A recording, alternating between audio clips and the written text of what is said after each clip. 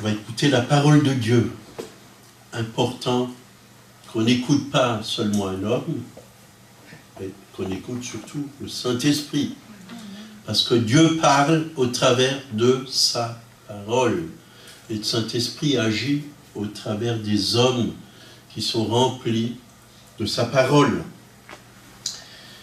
Et le thème, c'est une nouvelle année pour un nouveau départ. Alors on peut oublier l'année 2022. Bien sûr qu'il y a de bonnes choses qu'on n'oubliera jamais, qui sont gravées dans nos cœurs, que Dieu a gravées en nous. Et c'est bon de les garder. C'est bon de les garder. Mais il y a des choses qu'on peut dire, Seigneur, je veux plus vivre comme l'année dernière. Je veux vivre avec tout ce que toi, tu me donnes. Avec tout ce que toi, tu me donnes. Et chaque année, oui, je prends ce cahier, puis je dis, voilà, ça c'est une nouvelle page. Vous voyez? Et chaque jour, c'est une nouvelle page que Dieu met devant nous. Mais qu'est-ce qu'on écrit sur cette nouvelle page? Chaque jour, qu'est-ce qu'on fait avec les jours que Dieu nous donne? On ne peut rien faire et vivre à côté de la plaque, comme diront certains. Mais on veut vivre en lui durant cette année 2023 et faire ce qu'il nous demande de faire. Alors on va prendre Ésaïe 43, versets 18 à 21. Là, il nous est dit, ne pensez plus aux événements passés. Ne considérez plus ce qui est ancien. Voici, je vais faire une chose nouvelle. Sur le point d'arriver, ne la connaîtrez-vous pas? Je mettrai un chemin dans le désert et des fleuves dans la solitude.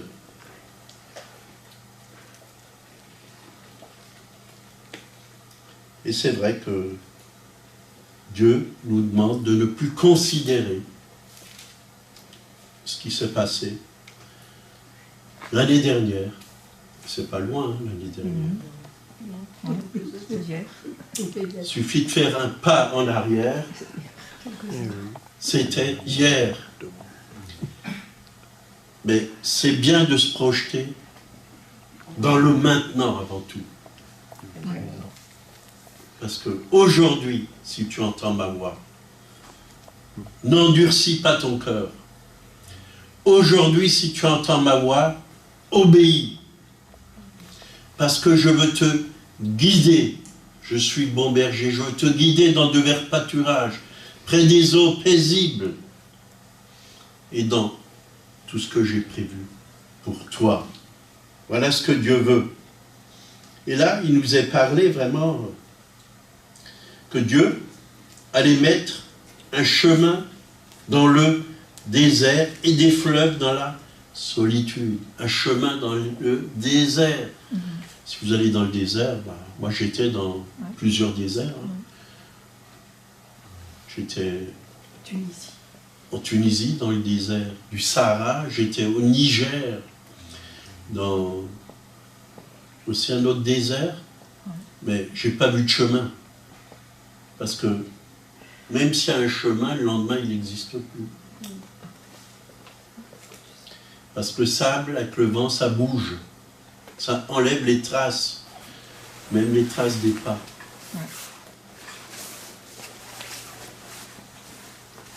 Et Dieu, là où il n'y a pas de chemin, et s'il n'y a pas de chemin pour vous cette année, il va en mettre un pour vous. S'il n'y a pas d'espoir pour vous, il va mettre pour vous de l'espoir. S'il n'y a pas de solution pour vous, il va mettre des solutions pour vous. Dans le désert, il n'y a pas de vie. Moi, je n'ai pas vu d'arbustes qui poussaient dans le désert. C'est sec. C'est sec. Mais là, il est parlé d'eau. Je mettrai un chemin dans le désert et des fleuves dans la solitude. Des fleuves. La Bible dit bien que Dieu fait refleurir le désert.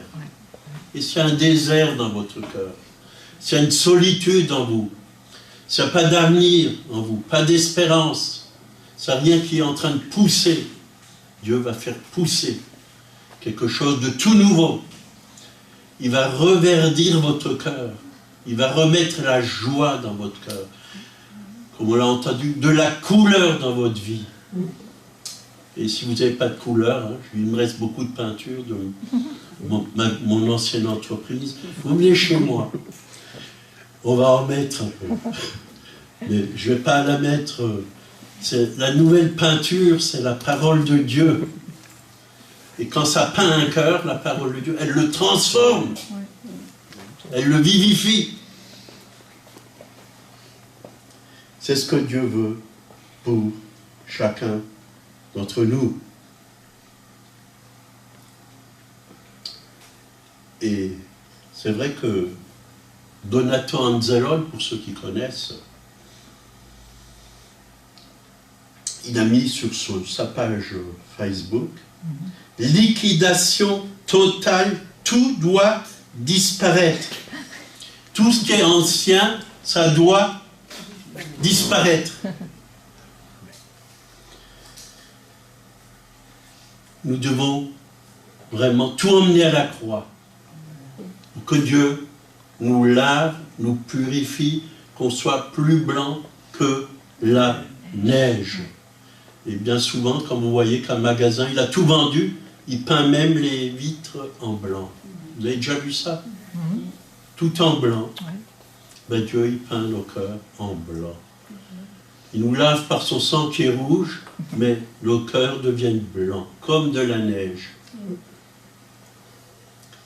Et quand c'est blanc comme de la neige, quand c'est pur, Dieu peut mettre ses semences. Mais quand il y a encore plein de choses qui n'ont pas disparu, Dieu ne peut rien faire. Parce que Dieu travaille avec les cœurs purs. La première des choses qu'il fait, c'est purifier, libérer, guérir, restaurer, sanctifier. Et après, il fait germer. Il fait germer. Et c'est ça. Dieu veut faire refleurir nos déserts. Il y a peut-être 5, 6 ans, 10 ans, tu avais un rêve, et ce rêve ne s'est pas réalisé. Ce n'est peut-être pas le temps pour toi. Mais peut-être cette année, c'est le temps. Dieu va réécrire dans ton cœur, par le Saint-Esprit, par sa parole. Et il va te donner un rêve nouveau, des idées nouvelles. Comme Joël, la danse. Elle n'avait peut-être pas ça il y a 10 ans, mais c'est venu parce que elle avait un rêve au fond d'elle-même. Mais elle a persévéré. Le diable a essayé de la décourager pour qu'elle ne danse pas, pour qu'elle ne loue pas par la danse. Mais Dieu a pour chacun et chacune quelque chose en cette année. À nous d'écouter, à nous de... Quand il nous demande de faire, de le faire. Quand il ne nous demande pas de faire, de ne pas faire aussi. Parce qu'on peut parfois précipiter les choses. Et la Bible, elle nous dit un pas après l'autre. Soyons d'abord fidèles dans les petites choses et Dieu nous donnera de plus grandes. Et parfois... on n'est pas prêt pour faire ce que Dieu aimerait qu'on fasse. Il faut d'abord que Dieu transforme des choses à l'intérieur de nous. Mais tout doit disparaître. Nous devons tout emmener à la croix. Nous devons être lavés par son sang. Nous devons demander pardon. en pardonnant, on va abandonner les rancœurs. On va permettre à Dieu de nous guérir, d'évacuer tout ce qui bloque le Saint-Esprit et de se manifester.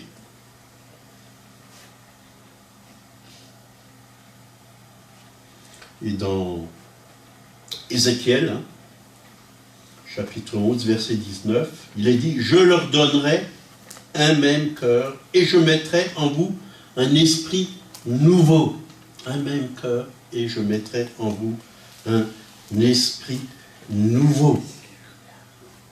J'ôterai de leur corps le cœur de pierre et je leur donnerai un cœur de chair afin qu'ils suivent mes ordonnances et qu'ils observent et pratiquent mes lois.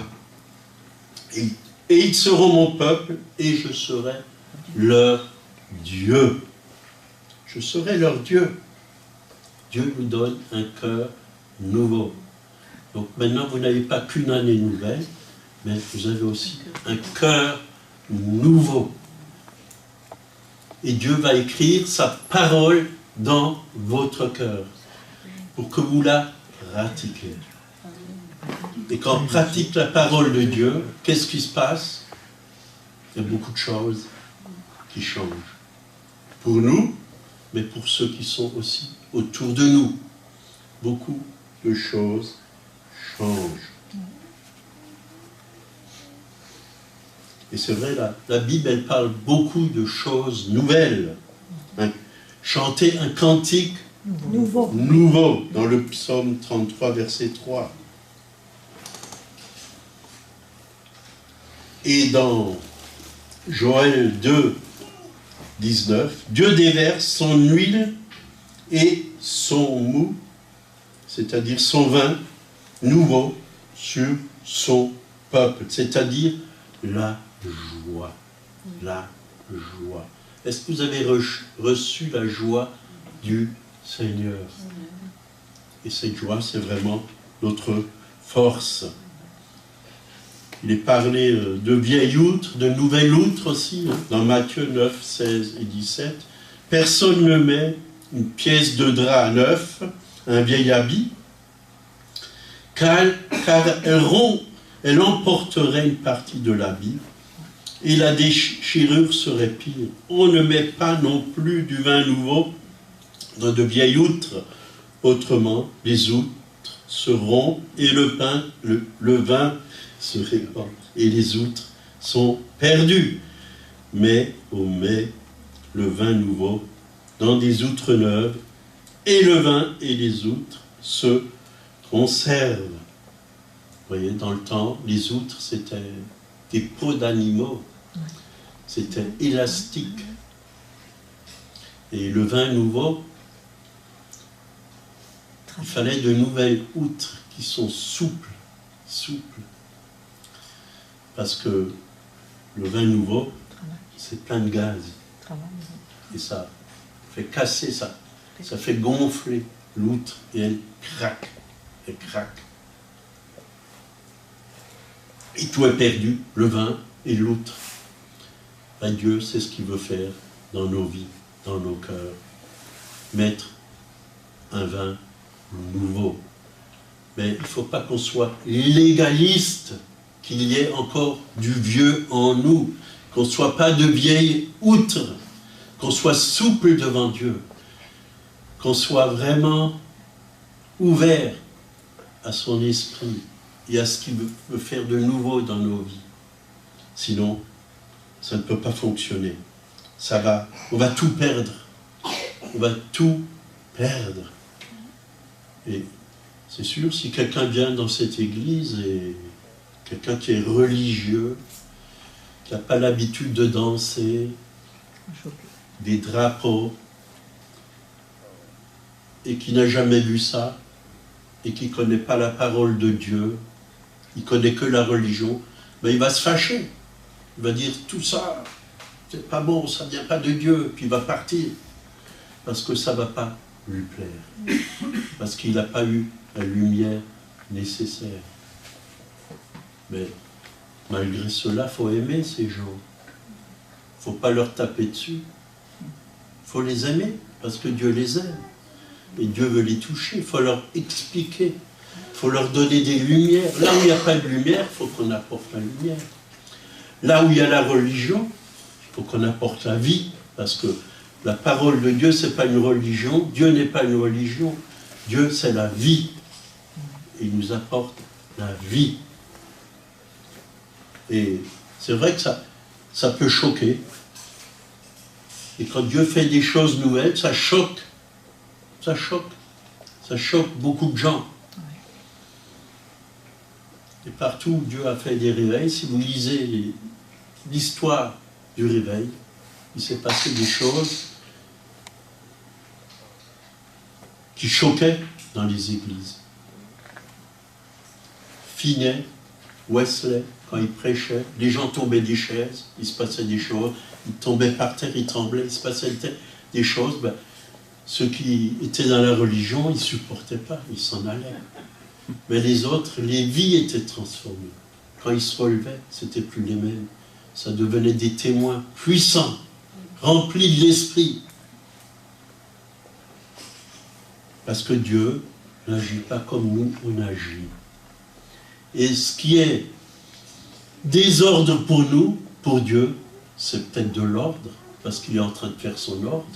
Il est en train d'enlever des choses de nos outres, de notre être intérieur, qui ne sont pas à sa gloire, qui ne sont pas encore nettoyés, qui ne sont pas encore purifiés. Dieu a besoin de nous guérir, de nous délivrer.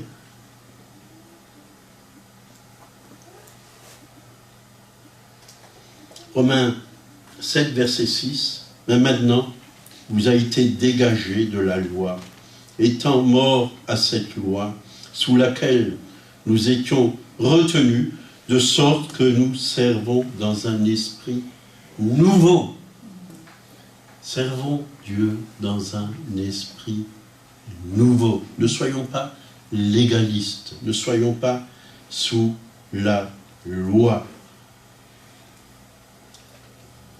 Jésus est venu non pour enlever la loi, mais pour l'accomplir. La loi existe toujours. La parole, c'est la loi de Dieu.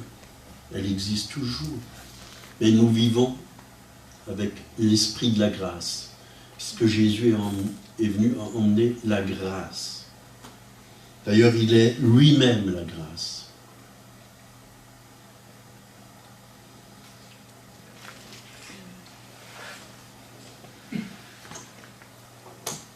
Un esprit nouveau, et non selon la lettre qui a vieilli, hein, non selon la lettre qui a vieilli.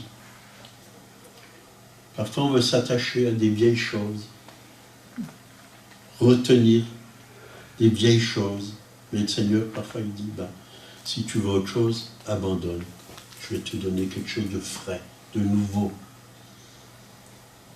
Si vous voulez vous attacher à votre pain dur, il y a 3-4 jours, vous allez avoir mal aux dents. Hein. Ça va être difficile. Vaut mieux l'emmener à Denise pour ses lapins. C'est là encore. Acheter du pain frais. Mais Dieu veut lui donner chaque jour du bon pain, du pain frais. Croustillant. C'est bien meilleur. Puis l'odeur, le pain frais, ça a une bonne odeur. Mais le vieux pain, il n'a plus d'odeur. Il a perdu sa saveur et son odeur. Il y a beaucoup de choses dans nos vies qui ont perdu leur saveur et la bonne odeur de Christ. Et nous devons retrouver cela en ayant la communion avec le Saint-Esprit, en étant en contact avec la parole de Dieu.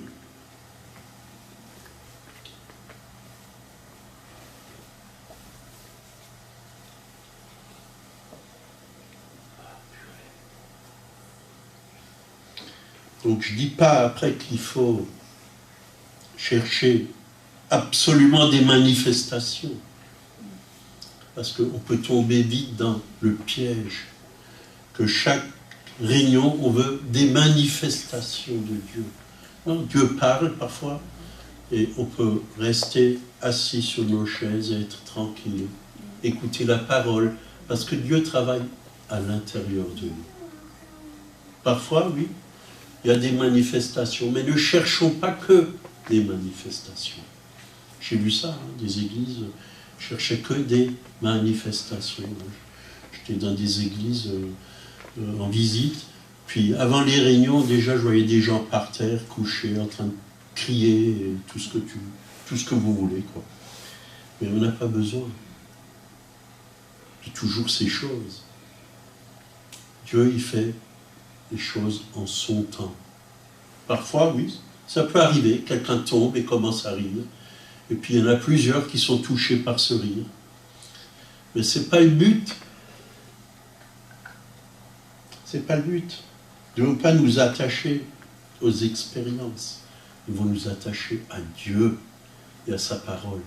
Ça, c'est le plus important.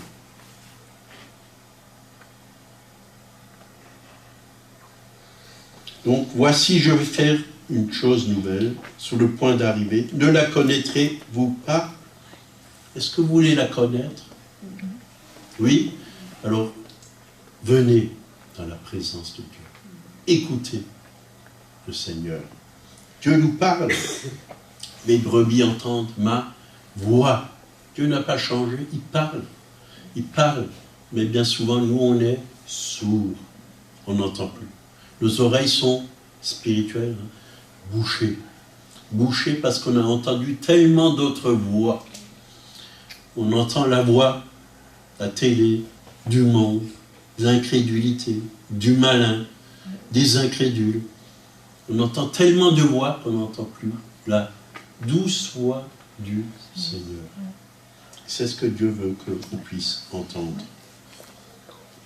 Et il veut nous faire connaître. Je mettrai un chemin dans le désert et des fleuves dans la solitude. Là où il n'y a rien, ben Dieu veut mettre la vie. Ces fleuves, son eau. Ésaïe 35, versets 1 et 2. Le désert et le pays aride se réjouiront. La solitude s'égayera et fleurira comme un narcisse. Et elle se couvrira de fleurs et tressaillira de joie avec chant d'allégresse et cri de triomphe. La gloire du Liban lui sera donnée, la magnificence du Carmel et Saron. Ils verront la gloire de l'Éternel, la magnificence de notre Dieu. Est-ce que vous voulez voir la gloire de Dieu, sa grandeur, sa beauté? Est-ce que vous voulez être rempli de joie? C'est ce que Dieu a pour vous dans cette année 2023. Voilà, j'ai fait une blague ce matin, j'ai dit on ne peut plus écouter Macron au début de l'année parce qu'il faut brancher la télé. Et comme l'électricité augmente, ça va être dur de l'écouter. Mais bon, j'ai quand même écouté, hein. C'est juste une blague. C'est quand même bon d'écouter le président de la République. Mais je préfère écouter la parole de Dieu, le président des présidents. Je ne dis pas qu'il ne faut plus écouter le président de la République. Il faut l'aimer, il faut prier pour lui. C'est ce que la Bible nous dit. Et c'est ce qu'il faut faire. Bien sûr que avec ce monde et le gouvernement mondial qui va se mettre en place, il y a l'ennemi qui est là-dedans, qui cherche vraiment à mettre de mauvaises choses partout sur la planète. Et il faut aussi que nous, en tant que chrétiens, on ait du discernement. Par contre, il a dit quelque chose de bien. Qu'il était content que ceux qui aient la foi puissent pratiquer leur foi. Je ne sais pas si vous l'avez écouté. Ah, ça c'est bien. ici dans ce pays.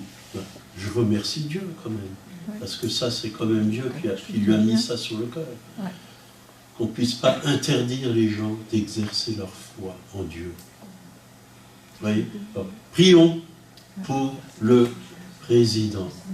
Que Dieu bénisse le gouvernement français, même s'il prend le 49, 10 fois.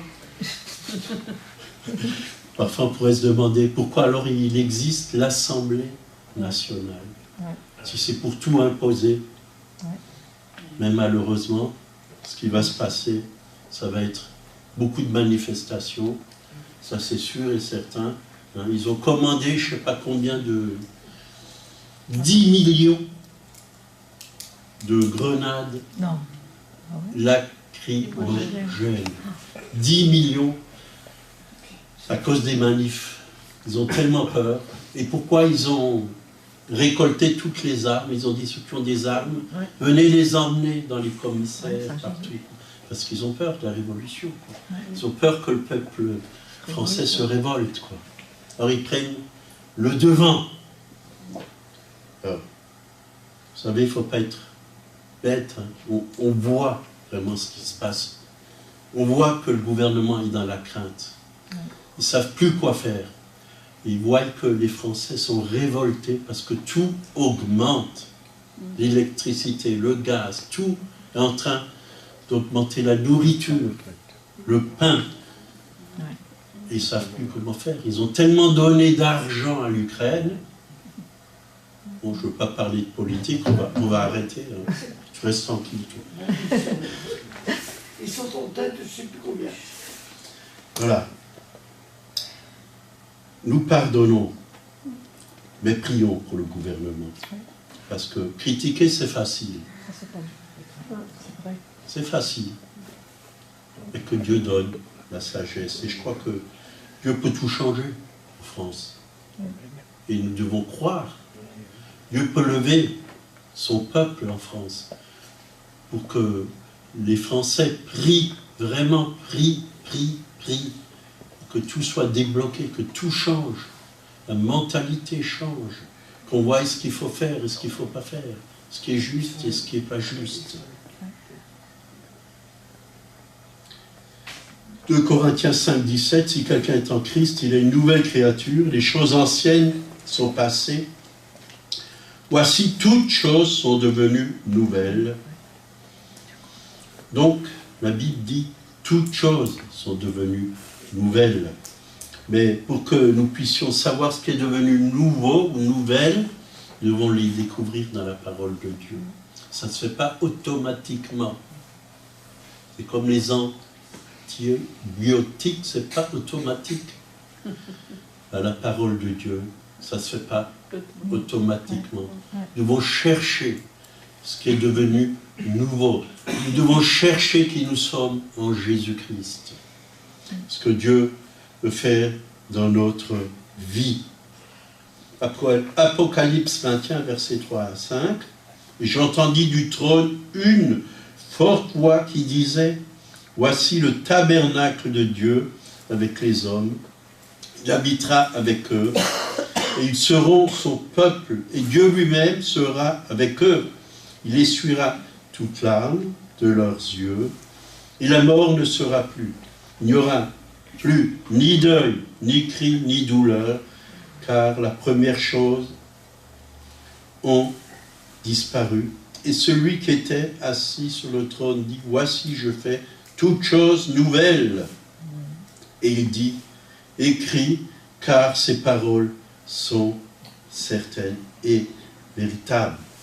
Dieu fait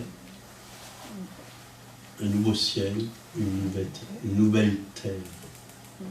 Même cette terre, elle va disparaître. Tout sera nouveau. Tout sera nouveau. Et ça nous console. Ça nous fait du bien. Il va essuyer toute larme des yeux. Et il y en a des larmes. Hein. Il y en a des larmes. Mais je ne dis pas les larmes de joie, celles-là. On va les garder. Mais toutes les larmes de souffrance, de tristesse, de douleur, Dieu va les essuyer. Nouveaux cieux, nouvelle terre. Il n'y aura plus de douleur, dit la parole de Dieu. Plus de douleur. Vous vous rendez compte? Là, je pourrais vous pincer. Hein. Vous ne sentirez plus rien.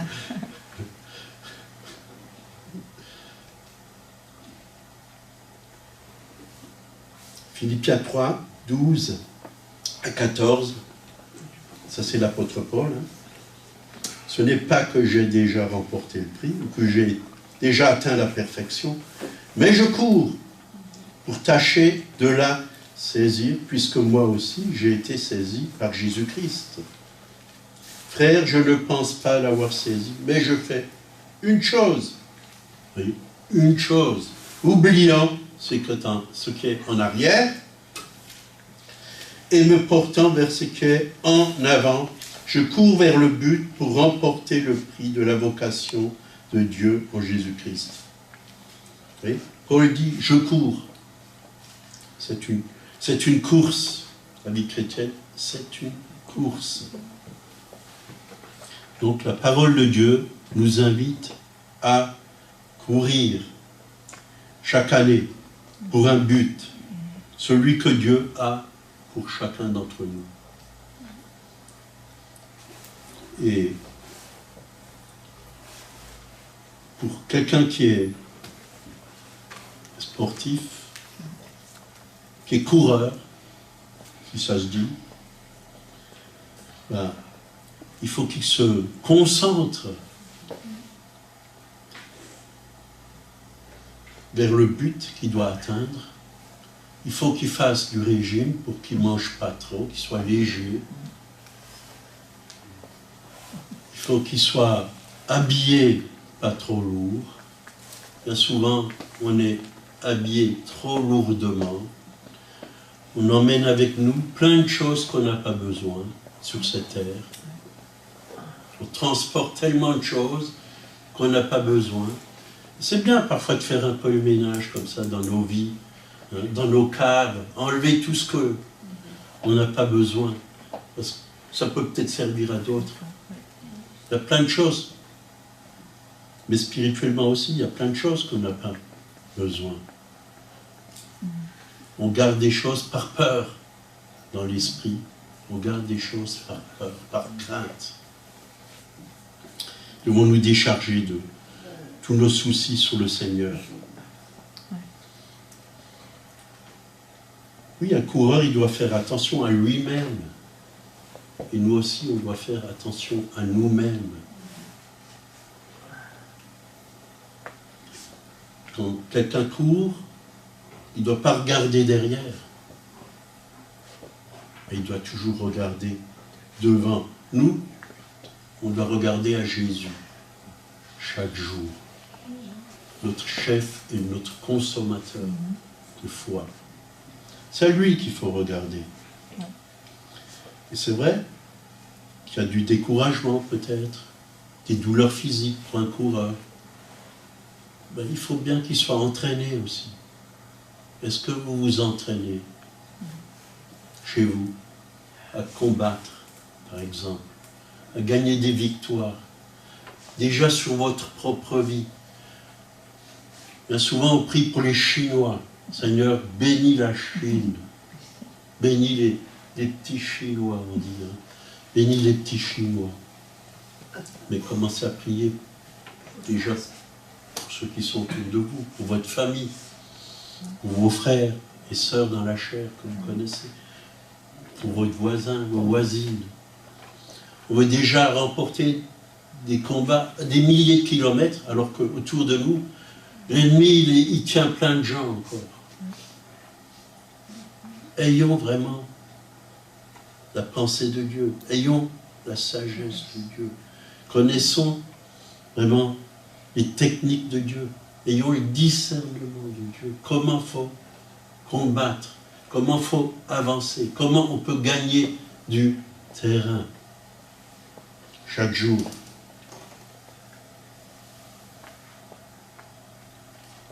Vous voyez, l'apôtre Paul, moi, j'aime beaucoup parce que lui qui a fait de très grandes œuvres, il a ouvert beaucoup d'assemblées, il a gagné plein d'âmes à Jésus, il a mis en place des pasteurs, des ministères, il a été prisonnier.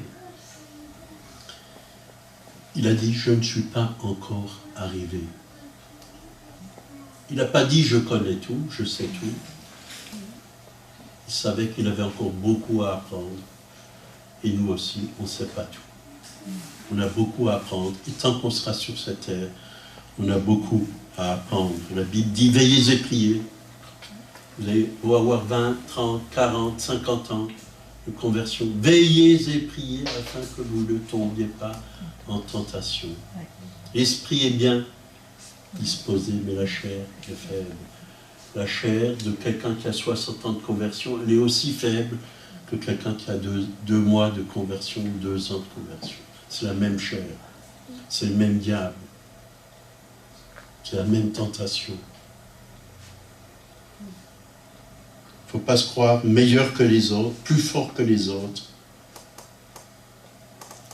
L'apôtre Paul est resté humble. Humble.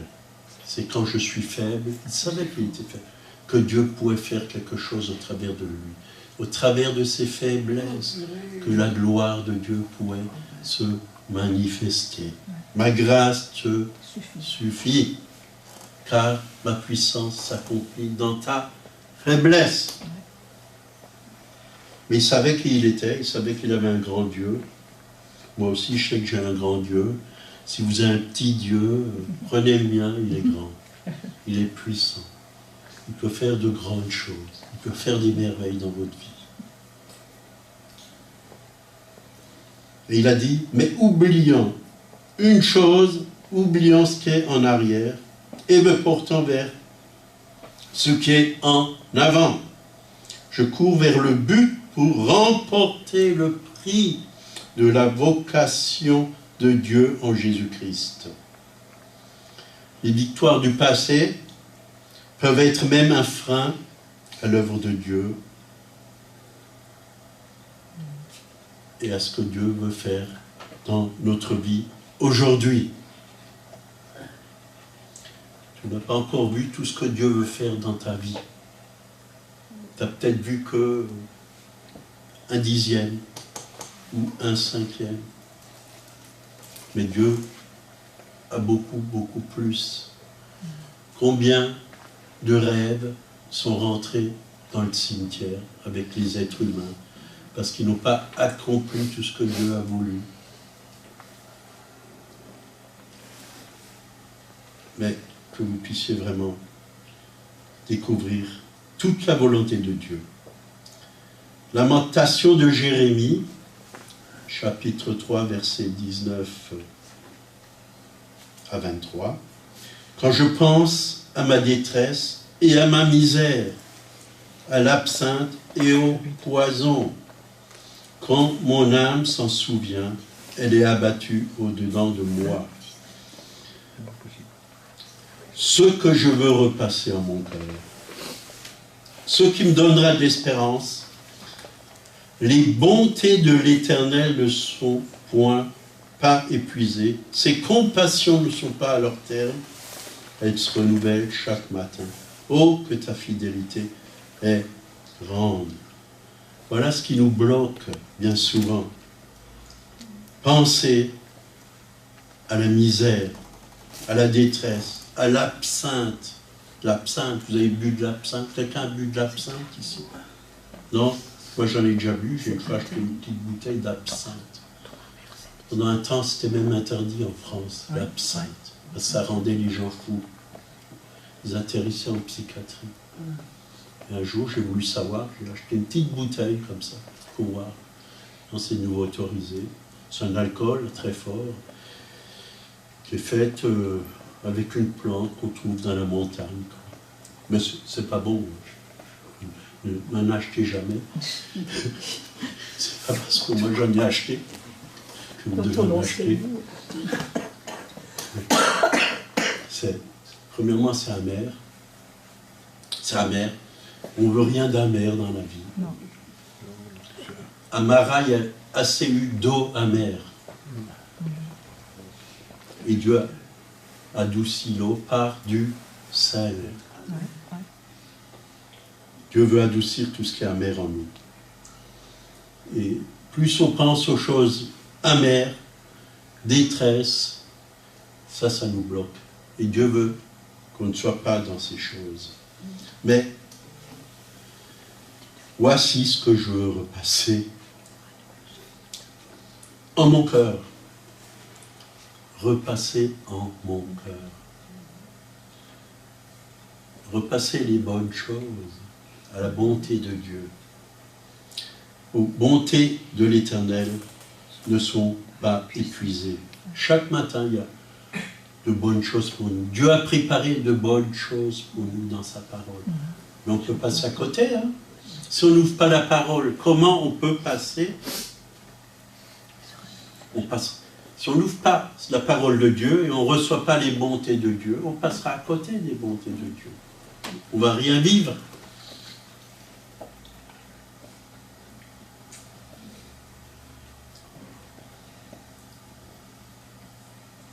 Les bontés de l'Éternel ne sont pas épuisées. Ses compassions ne sont pas à leur terme. Elles se renouvellent chaque matin. Que ta fidélité est grande. La fidélité de Dieu est grande. Dieu a de bonnes choses chaque jour pour ses enfants. Mais le malin, il en a de mauvaises chaque jour aussi. Parce qu'il est là aussi et il nous attend au tournant. Mais si les bonnes sont en nous, il ne peut rien faire. Il ne peut absolument rien faire.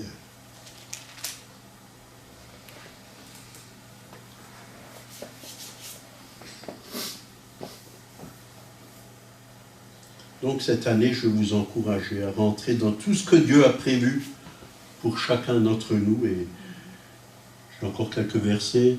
Oui, je vais pouvoir finir. Jérémie 29, verset 11. Car je connais les projets que j'ai formés sur vous, dit l'Éternel. Projet de paix, pas de crainte, de paix. Et non de malheur. Afin de vous donner un avenir et de l'espérance. Voyez. Dieu a de bonnes choses pour nous. J'ai déjà entendu des chrétiens qui m'ont dit « Ah, il m'est arrivé telle et telle chose aujourd'hui. Et je savais que ça allait m'arriver. » Ben, c'est normal que tu le savais, parce que tu t'y attendais. Il m'est arrivé un accident. Je savais que ça allait m'arriver. C'est normal. Tu savais, tu t'attendais. C'était déjà en toi.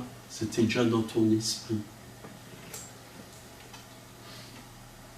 Il fallait t'attendre à quelque chose de bon. Et ça allait t'arriver aussi. Attends-toi à la bonté de Dieu, à la protection de Dieu.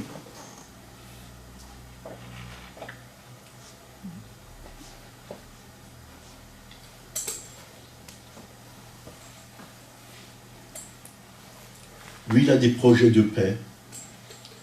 Lui, il désire le meilleur pour nous.